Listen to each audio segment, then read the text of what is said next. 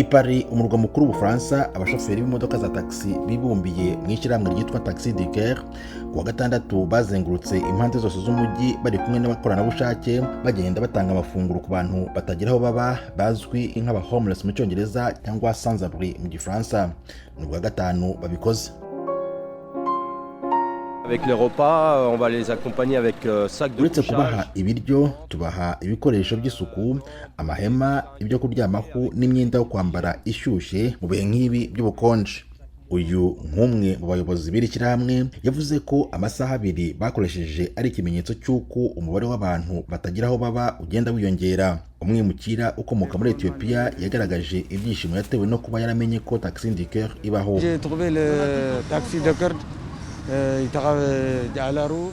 Ndishimye cyane kuba narabonye Taxi du Coeur. Mba hano ku muhanda, nari nshonje ariko Taxi du Coeur impaye ibyo kurya.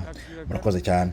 Benshi mu bakeneye ubufasha nk'ubu bw'amafunguro cyangwa ibindi nkenerwa cyane cyane mu bihe nk'ibi by'ubukonje n'abimukira bakomoka ku mugabane wa Afurika. Umugore wo muri Somalia ufite abana 4 kandi udafite aho kuba nawe yaje gufata amafunguro. Hano ari kubara ibyo bamuhaye. 4, 5, and then I get shampoo. C'est bon les frères. Undi mwimukira ukomoka muri Sudani ugaragara nk'ukuze kandi unaniwe no mu ijwi ryenda gusarara yumvikanye avuga ko igihe cyose ishyirahamwe rya Taxi du Coeur ribazanira ibyo kurya kandi ko ribafasha cyane. Many times they bring food, they help us, really very nice. You see, I get manje all time. Yes. Ati ni abantu beza cyane nibo batumenyera ibyo kurya igihe cyose.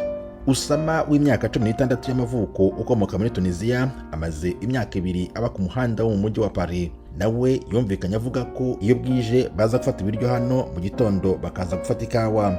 Ati ubu nibwo buzima bwacu. Le soir on vient ici prendre des manger et tout, le matin on prend café. C'est ça la vie. Zimwe mu mbogamizi iri shyirahamwe rivuga ko rihura nazo muri iki gikorwa nizo kuba hari abantu babaca intege bavuga ko icyo aba homeless bakeneye ari inzu zo kubamo, bashaka kumvikanisha ko igikorwa cyo kubafasha muri ubu buryo busanzwe ntacyo kimaze. Umwe mu bayobozi ba Taxi du Coeur yagize ati: Oui, bon, cette personne a dit on sert à rien.